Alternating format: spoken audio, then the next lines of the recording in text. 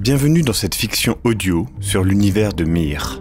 Installez-vous confortablement et utilisez de préférence un casque audio. Bonne chasse.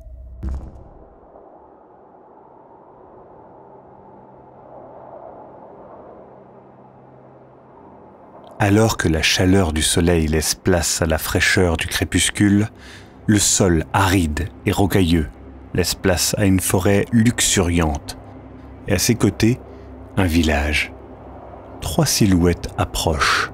Un premier habitant les remarque et rapidement, le petit bourg s'agite, tel une fourmilière. Leur accueil est clair.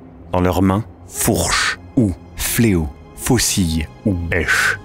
Tous les outils agricoles pouvant percer la peau, briser les os ou mutiler la chair.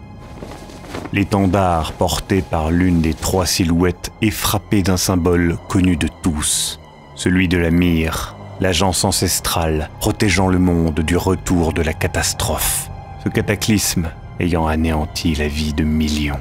Mais les agents de la Myr sont craints, car ils portent en eux les savoirs, puissances étranges altérant la réalité. Mais dans le cœur des hommes, la crainte amène rapidement à la haine, et la foule de villageois semble animée par cette haine.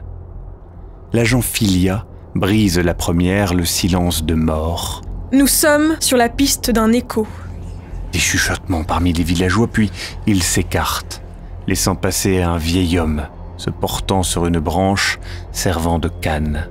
Il n'y a rien ici. Passez votre chemin. Laissez notre village tranquille. Siméon, le plus jeune des 3 agents, pointe les arbres au-delà des champs et lance avec défi. Cette forêt n'était pas là il y a quelques semaines. Un silence s'installe alors que le visage de l'ancien se crispe. Il enserre un peu plus sa canne. Cette forêt est une réponse des dieux à notre prière, un miracle qui a apporté la fertilité dans nos terres. La famine n'est plus, la prospérité revient et... Mais à quel prix? Sur ces mots, Berian, qui était resté silencieux, part vers la forêt. Siméon le suit d'un pas un peu hésitant. Filia reste encore quelques instants à fixer l'ancien, qui arrête de sa canne quelques villageois un peu trop farouche qui semblait vouloir interrompre les agents. Elle finit par partir, d'un pas sec et déterminé. Le village entier regarde les 3 silhouettes disparaître par-delà les champs, dans la claire obscurité d'entre chiens et loups. L'ancien sourit vicieusement. Les 3 agents de la Myr pénètrent avec difficulté parmi les buissons, les lierres et autres ronces. Si l'ancien du village parlait d'un miracle, il semble évident que ces arbres sont teintés de l'énergie néfaste de la catastrophe. Ce n'est pas une forêt que les agents parcourent, mais le berceau d'un écho. Et plus ils avancent, plus cela devient une évidence. La végétation forme un immense réseau, comme les veines partant d'un cœur, comme les nerfs reliant un cerveau, ou comme la toile d'une araignée. Un bruit brise le silence qui s'était imposé sous la canopée. C'est épuisé, sale et hagard que nos agents entendent un sanglot étouffé. Les branches se mettent à frissonner, les arbres à craquer. Une pluie de feuilles tombe sur les agents et ils comprennent. L'écho a repéré les intrus et il a faim. Nos 3 agents sont maintenant dos à dos, prêts à repousser la moindre tentative, mais ne sachant pas à quoi s'attendre. Des racines et des branches se meuvent jusqu'à leurs pieds, tentant de les saisir. Siméon étant versé dans les connaissances obscures des échos, il tente de localiser le cœur de cette horreur. Il va devoir sonder en lui-même et raccrocher les détails qu'il peut avec les informations qu'il a.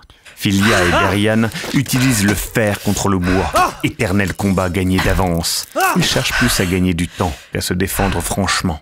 Siméon est plongé dans ses souvenirs et se remémore des détails de la rencontre avec les villageois. L'ancien du village portait une canne très particulière et un cri. Filia vient d'être empalée par une branche. D'instinct, Berian la tranche, mais se fait saisir au mollet par des racines. Il n'aurait pas dû prendre cette menace à la légère. Siméon a été perturbé un instant, mais se replonge dans son introspection, Pendant ce temps-là, Philia lutte difficilement pour faire entrer de l'air dans ses poumons alors que sa gorge est compressée par des lierres. Berian, lui, se débat comme un diable contre des branches. Tout semble perdu. Mais... Là, à quelques mètres, le petit arbre aux fleurs blanches. Le cœur de l'écho est maintenant localisé. Il est temps de mettre fin au subterfuge. Loin d'être les simples voyageurs qu'il pensait dévorer, l'écho fait face à 3 agents de la mire, assermentés et pouvant utiliser les savoirs. Ils ne s'en privent pas. Philia et Berian ne font qu'une bouchée des dangers qui semblaient pourtant les submerger il y a un instant. Ils se relèvent et d'un simple regard félicitent le jeune Siméon. Ils laissent tous les 3 tomber leurs manteaux couverts de boue et se précipitent vers un petit orne entouré d'arbres centenaires.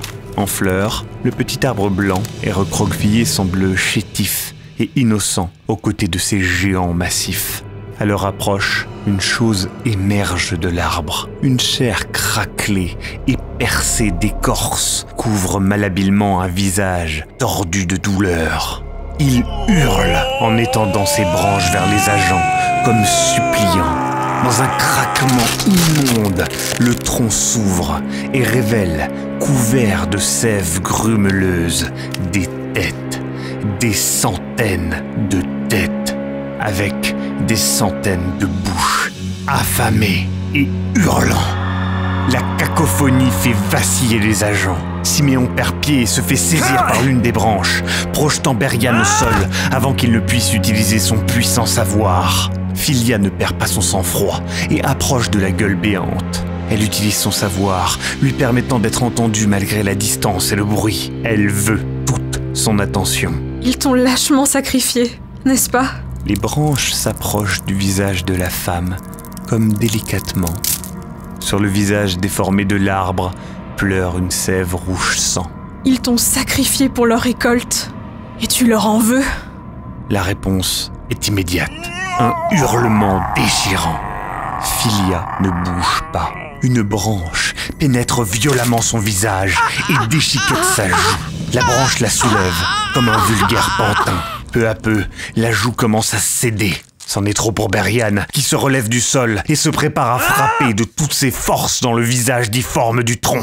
Non, attends! Philia, toujours suspendue à la branche tel un poisson à son hameçon, grimace de douleur. Laisse-moi essayer, s'il te plaît. D'autres branches viennent percer son visage et s'approchent dangereusement de son œil. Laisse-nous te venger, et tu trouveras la paix. L'arbre relâche l'étreinte retenant Siméon, lui permettant de se libérer. Il se glisse alors discrètement près du terrible visage de l'arbre, une dague à la main. La lame découpe délicatement l'écorce qui s'ouvre, telle une membrane. À l'intérieur, spectacle grotesque, le corps d'un enfant est relié à l'arbre par un réseau de racines le traversant de part en part. Ses extrémités sont reliées à de petites branches avec lesquelles, comme les fils d'un pantin, il manipule l'arbre. Siméon s'approche discrètement de l'enfant. Bientôt, il pourra l'atteindre. Berian, voyant ceci, chuchote à Philia, toujours suspendue dans les airs. « Occupe-le encore un peu. » Tu viens du village, n'est-ce pas? Siméon continue sa plongée dans le tronc, approchant de l'enfant. Ses yeux ont été remplacés par 2 gemmes noires. Tu as été sacrifié pour la survie des tiens? En s'approchant, Siméon comprend. Les gemmes sont corrompues par l'énergie de la catastrophe, d'anciens artefacts teintés, grâce auxquels l'écho a pu se matérialiser. L'arbre gémit. Berian encourage Philia à continuer car il faut gagner du temps, encore un peu de temps. Tu te souviens de ton nom? De comment tu t'appelles? La lame de Siméon glisse sur la gemme. Impossible de l'enlever comme ça des orbites du gamin. Il va falloir y aller plus fort et franchement. Au même moment, l'air résonne d'un son grinçant. Les liens qui enserrent Philia se desserrent et la branche menaçant son œil s'éloigne lentement. Thaddeus, c'est un joli prénom. Siméon glisse sa lame et met tout son poids. Ça y est, la gemme saute de l'orbite. Une gerbe de liquide noirâtre à l'odeur immonde se déverse. À cet instant, un cri terrifiant déchire les airs. L'arbre renforce son emprise sur Philia. Plusieurs côtes se brisent sur le cou. Des craques nets et secs se font entendre. La pointe de branche se rapproche de l'œil de la femme. Berian n'attend plus et il décide de passer à l'attaque pour éviter le drame. Attends! La branche pénètre lentement l'œil de Philia, prisonnière des branches. La membrane cède et l'œil s'écoule hors de son orbite. Malgré la douleur, l'agent articule. Thaddeus, laisse-nous te redonner la vue. Une autre tige de bois s'approche de l'œil valide de Philia. Berian ne peut plus rester sans rien faire et hurle à Siméon. « Détruis-le! Maintenant !» Philia répond avec le peu de force encore en elle. Non! On peut le sauver. Siméon hésite, la dague à la main. Trancher directement la gorge de l'enfant ou tenter d'enlever la seconde pierre. Berian, fais-moi confiance. Je peux y arriver. Mais tu vas y passer! Tout a un prix. Siméon a décidé, et la deuxième gemme tombe hors de l'orbite du gamin. Au même instant, le deuxième œil de Philia se fait transpercer, alors qu'elle tremble sans défense, emprisonnée dans les branches. Berian, au sol, hurle. Les branches se resserrent violemment, dans un craquement sourd, puis libèrent ce qu'il reste de Philia. Le corps inerte tombe sèchement à terre. Il est parcouru pendant quelques instants de spasmes, puis plus rien. Berian se jette sur le cadavre de ses camarades. Comme un enfant maladroit, il tente de redonner une forme humaine au visage concassé de Philia.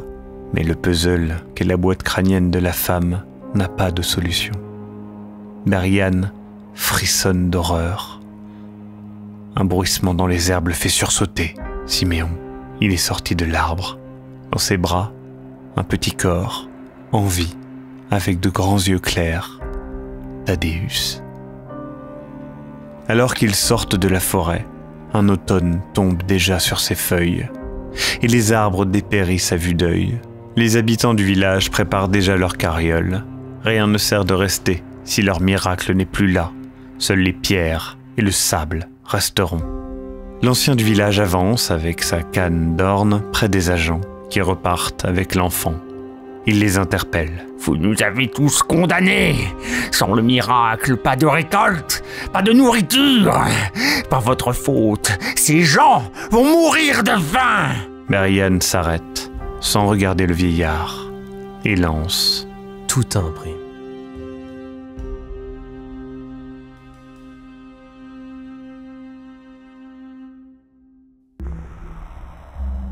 Vous venez d'écouter un aperçu de ce que pourrait donner une aventure dans le monde de Myr, le jeu de rôle de Dark Fantasy. N'hésitez pas à en découvrir plus sur www.myr-rpg.com. À très bientôt pour d'autres contenus horrifiques, étranges et mystérieux.